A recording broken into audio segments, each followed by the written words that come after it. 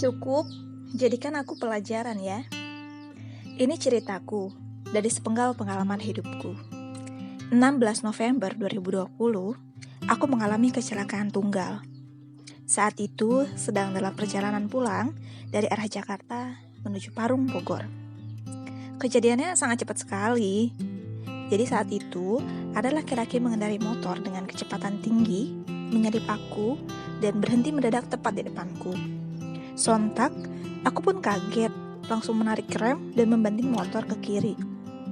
Aku pun jatuh dengan posisi tengkurap, tangan ku jadikan tumpuan untuk menahan badan. Saat itu juga wajahku langsung menengok ke depan dan ke atas, dan laki-laki yang berhenti dadakan tadi, dia masih berada di atas motornya. Kemudian pergi tanpa basa-basi dan rasa empati. Mungkin dia buru-buru, mungkin, tapi sayang. Ini ya, mohon kepada semua pengendara, sejago apapun kalian bawa kendaraan di jalan, tolong banget untuk berhati-hatilah. Ingat ya, enggak cuma keselamatan Anda yang harus dijaga, masih ada pengguna jalan yang lainnya. Lanjut cerita, aku berusaha mendekati motor dengan cara merayap ya, karena otakku saat itu tertuju pada klakson motor untuk pencet sekenceng-kencengnya. Dan saat aku pencet klakson sekenceng-kencengnya, di saat yang bersamaan ada laki-laki di tengah batas jalan tepat di depanku. Dia itu adalah si penyeberang jalan. Dia teriak dengan mengeluarkan kata-kata kotor untuk laki-laki yang berhenti dadakan tadi. Sepertinya dia emosi karena hampir keserempet oleh laki tadi dan gorengannya banyak tergeletak di tengah jalan. Aku pun dibantu berdiri sama si penyeberang jalan tadi, dibawa ke tepi jalan dan ditanyakan kondisinya ada yang luka atau enggak. Alhamdulillah enggak ada luka yang parah, cuma bibir yang berdarah karena kena aspal dan sedikit keparut ya kakinya. Aku ditawarkan untuk diantar pulang oleh orang-orang yang nolong aku, tapi aku tolak secara halus karena aku takut tidak ada satu orang pun yang aku kenal dan pikiran aku saat itu udah kemana-mana gitu kan. Aku pun menghubungi kakakku untuk dijemput. Sambil menunggu kakak datang, aku diberi minum dan tisu untuk membersihkan luka. Dan ketika saat itu pula, tangan kiriku ternyata sudah gak karuan rasanya. Sangat kencang seperti ketarik, kebas, lemes, sakit, gak bisa gerak, bahkan sekedar untuk memegang sarung tangan pun sudah tidak mampu. Sesampainya aku di rumah, aku diurut langsung oleh tukang urut alternatif dekat rumah. Pas aku berusaha untuk mengeluarkan tangan dari baju, luar biasa, rasanya sulit sekali. Dan ternyata siku kiriku sudah benjol sebesar jeruk bali. Dan tapi anehnya, bajuku tuh gak ada yang robek sedikit pun. Kata tukang urut, tanganku ini tidak kenapa-napa, cuma sekedar kesleo dan memar. Jadilah cuma dikompres dengan batu es area yang benjolnya. Setelah seminggu kejadian, kondisi tanganku semakin parah. Selama seminggu itu sebenarnya aku sudah ngurut sebanyak 3 kali dengan tukang urut yang dekat rumah. Tapi justru bengkaknya itu udah bukan lagi di area siku, sudah menjalar sampai ke jari-jari. Bahkan gerakin jari itu sudah susah, tangan untuk gerak pindah posisi itu udah kesulitan. Rasanya itu sakit, berat, dan ngilu.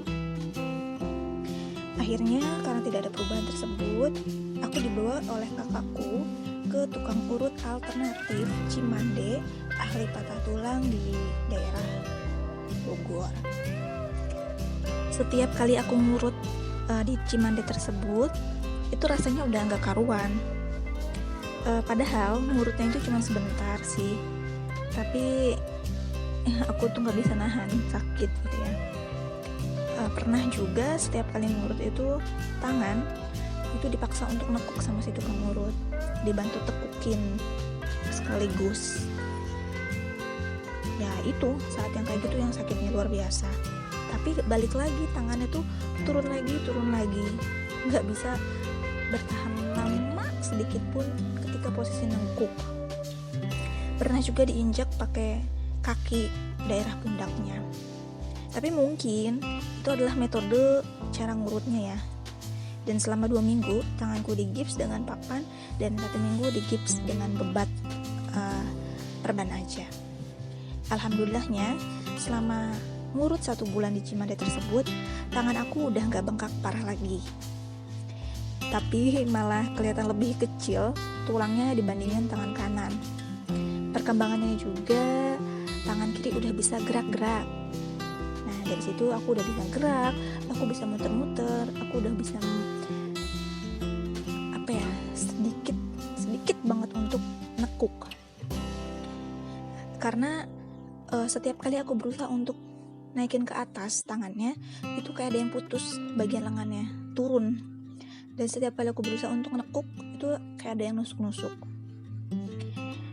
Setelah aku sudah lepas gips tanggal 12 bulan 12 2020, aku minta diantar ke rumah sakit untuk rongsen. Sangat penasaran sebetulnya tangan aku tuh patahnya di mana. Jadi aku memutuskan untuk rongsen. Tapi ini adalah kesalahan aku. Aku telat untuk datang ke rumah sakitnya dan aku telat untuk melakukan rongsen. Idealnya, jika kita mengalami kecelakaan, hari itu juga harusnya dilakukan tindakan untuk rongsen atau minimal dibawa ke UGD. Jadi supaya ketahuan apa yang bermasalah dan tindakan apa yang harus diambil. Tapi balik lagi, cukup jadikan aku pelajaran. Hasil rongsen diagnosanya dislocation elbow, tulang yang pindah posisi gitu. Dokter bilang karena sudah telat, jadi harus ambil tindakan operasi. Tapi karena keluarga belum mengizinkan untuk tindakan operasi tersebut, akhirnya aku pulang. Aku pun meneruskan ikhtiar ngurut, tapi aku cuma kuat 3 kali lagi setelah rongsen tersebut. Karena rasa sakit di area siku udah gak bisa aku tahan. Apalagi kalau dipaksa nekuk ya. Tadi aku bilang seperti ada rasa nusuk-nusuk. Padahal kata tukang urut, tangan aku harusnya sudah bisa nyentuh bibir, dagu gitu. Karena sudah 11 kali diurut. Tapi faktanya aku gak mampu untuk nekuk tangan. Akhirnya aku balik lagi ke rumah sakit untuk ketemu dokter ortopedik spesialis tulang. Aku sangat berharap ada alternatif lain selain operasi, tapi nyatanya tidak ada. Yang ada aku disemprot dokter, yang ya resiko gitu ya. Datang ke dokternya telat, selama ini percaya sama alternatif, padahal tangan sendiri yang sakit. Orang lain mah gak bisa ngerasain. Dan kata dokter harus operasi. Kalau gak mau ya memilih cacat berarti. Karena siku ini gak cuman dislocation kalau kata dokter tuh, tapi juga ada patah yang butuh alat semacam kawat untuk mengikat tulang supaya bisa nyatu kembali. Saat itu aku negosiasi dulu sama dokter untuk berpikir.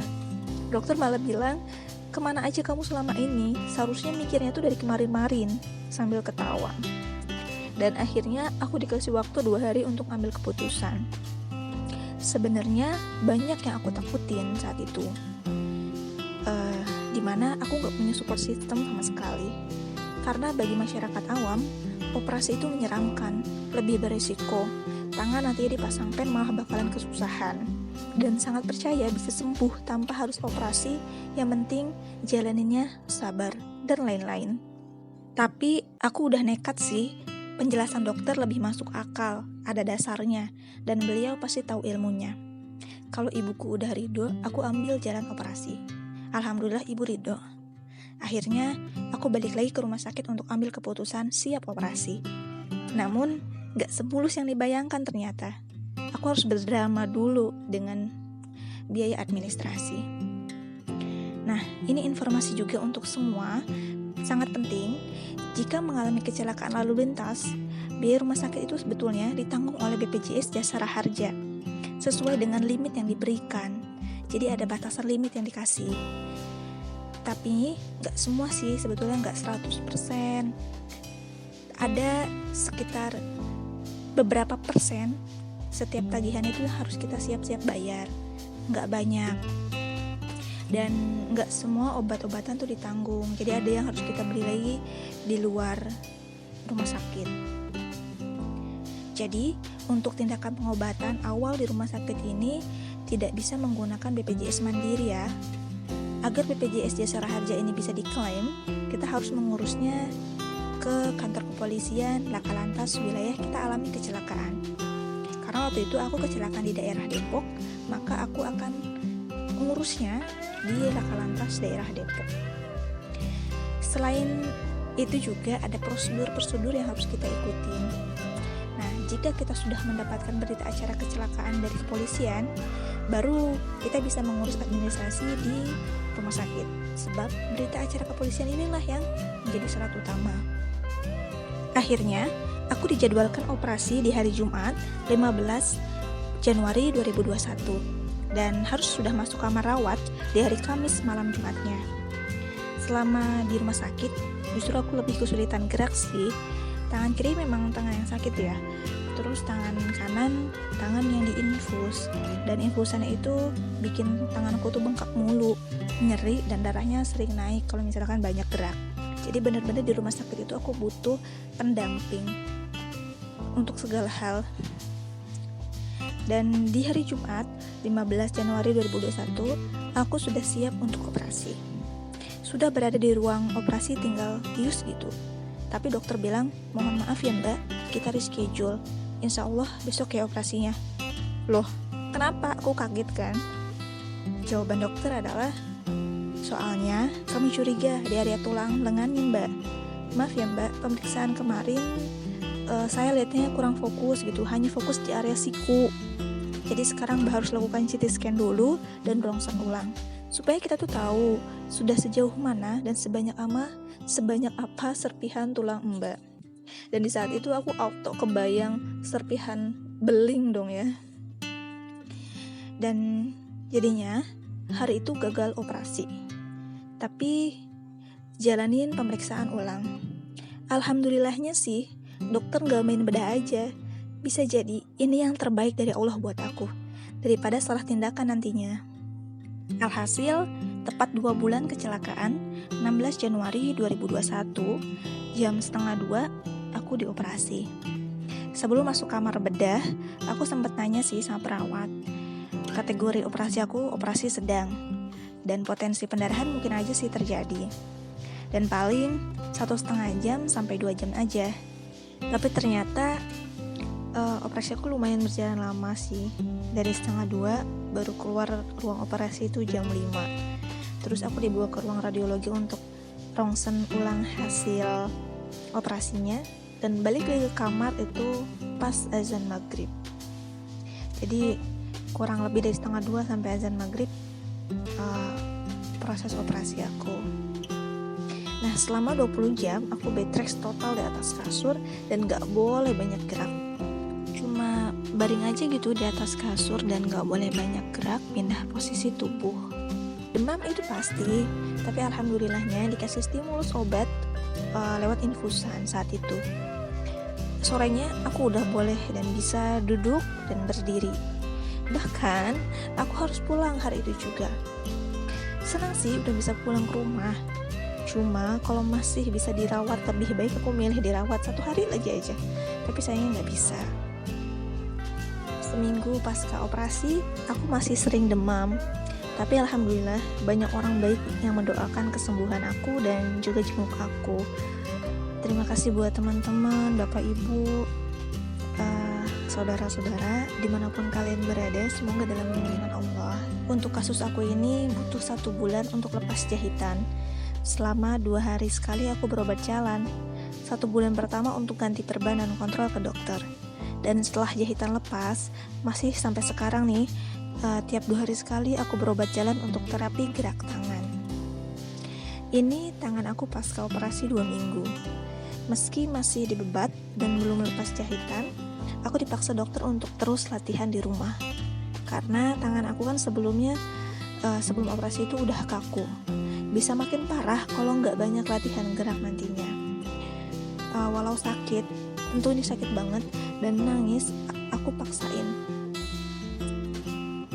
Nah, dalam kondisi seperti ini, nggak semua pasien kayak aku penanganannya dari dokter ya. Karena kan dokter jelas lebih tahu kondisi pasiennya. Khusus untuk aku, meskipun belum lepas bebat, aku harus tetap latihan. Ini kaku, kondisinya sangat kaku, keras gitu loh rasanya dan sakit. Ketika aku nekuk itu benar-benar perlu dorongan, dan ketika meluruskan juga perlahan banget. Dokter memang bilang, dengan operasi itu nggak bisa langsung sembuh, tapi baru 50%. 50%-nya lagi adalah latihan dan terapi. Tapi memang gak janji sih bisa balik normal 100% kayak awal. Yang penting fungsi tangannya bisa kembali. Nah, berikut ini penjelasan salah satu dokter spesialis ortopedi yang rajin membuat konten edukasi di media sosialnya. Dia Dr. Asa Ibrahim. Ini aku udah minta izin sama beliau untuk sharing ke kalian semua informasi penting, sederhana, dan semoga bermanfaat. Tulang sikunya kegeser dok, apakah masih bisa kembali ke bentuk semula atau operasi? Ya, jangan bilang geser lah. Kita bilangnya adalah dislokasi ya, lepas, sendinya lepas ya. Kalau cuma geser loh balik bisa ya, pasti lepas ya. Jangan bilang ini sendi ini geser, itu kan bahasa tukang urut tuh, bahasa alternatif ya. Oh ini tulangnya geser, saya tarik balik, kata siapa? Ya paling ya nggak patah atau nggak kenapa-kenapa, bilangnya dia geser. Sukanya pakai bahasa geser. Ya, jangan pakai bahasa geser. Dislokasi, apakah masih bisa kembali ke bentuk semula atau operasi ya? Bisa dicoba, tergantung tingkat kesulitannya, tergantung sendinya dan keparahannya, kira-kira gitu ya. Nah ini sering banget juga nih yang namanya dislokasi lepas. Itu kegawat daruratan ya, kegawat daruratan pada bidang ortopedi ini harus segera dikembalikan lagi ya. Banyak sekali kasus dislokasi yang kalau langsung ya, dislokasi sendi lepas itu loh ya, ini sendi, ini mangkok sendi dia lepas ya. Banyak sekali kasus dislokasi yang kalau langsung ditangani dia cuma ditarik aja balik, pasang gip, sembuh 3 minggu seperti sedia kala lagi kan gitu. Tapi yang namanya sendi yang dislokasi, kalau dia terlambat ditangani ya, terlambat tuh berapa, bisa 2 hari 3 hari dan masuk terlambat ya. Ini bisa jadi ditarik nggak mau masuk, harus dilakukan operasi. Sementara sendinya mungkin ada yang udah jelek kondisinya, ada bagian tulang yang sudah mati juga bisa ya. Bisa jadi tulangnya nanti kembali, tapi tulangnya ini udah mati, misalnya kayak gitu. Atau sendinya udah kaku banget, nggak bisa kembali 100% misalnya gitu ya. Jadi jangan sampai menyesal di belakang ya. Karena yang namanya dislokasi sering kali ya, tidak semua. Ada yang memang dislokasi yang memang harus operasi ada. Tapi sering kali dengan ditarik aja bisa dia balik, sembuh 100%, bisa-bisa aja ya. Jangan sampai menyesal ya. Jangan takut ke dokter. Paling enggak di ronsen dulu, dengerin dokternya ngomong apa gitu. Misalnya terus nggak mau ya udah, ada dewasa silahkan. Nanti ternyata jelek ya urusannya sendiri kan gitu. Tapi jangan sampai nyesel, oh tahu gitu ngerti ngono aku mbiyen nang dokter wae ternyata ditarik ya mari gitu ya. Jangan sampai nyesel di kemudian hari ya. Tahu gitu aku dulu ke dokter aja ternyata cuma ditarik. Sekarang ke alternatif udah sendinya nggak balik, tulangnya ada yang mati, kalau mau balik harus pakai operasi, setelah operasi pun belum tentu bagus. Wah nggak karu-karuan lah. Banyak nggak kasus kayak gitu? Banyak banget. Dan aku salah satunya. Menyesal. Awalnya iya, tapi sekarang tidak. Ini jalan terbaik yang harus aku lewatin. Tinggal gimana aku menikmati fase-fasenya saat ini. Sekali lagi, cukup jadikan aku pelajaran ya. Lebih baik tahu ilmunya dulu daripada tabu. Nah teman-teman, support aku terus ya. Jangan lupa like, comment, share, and klik notifikasi loncengnya di video ini ya, biar aku makin semangat untuk sembuh dan akan berbagi tips dan trik latihan selama masa pemulihan. Terima kasih.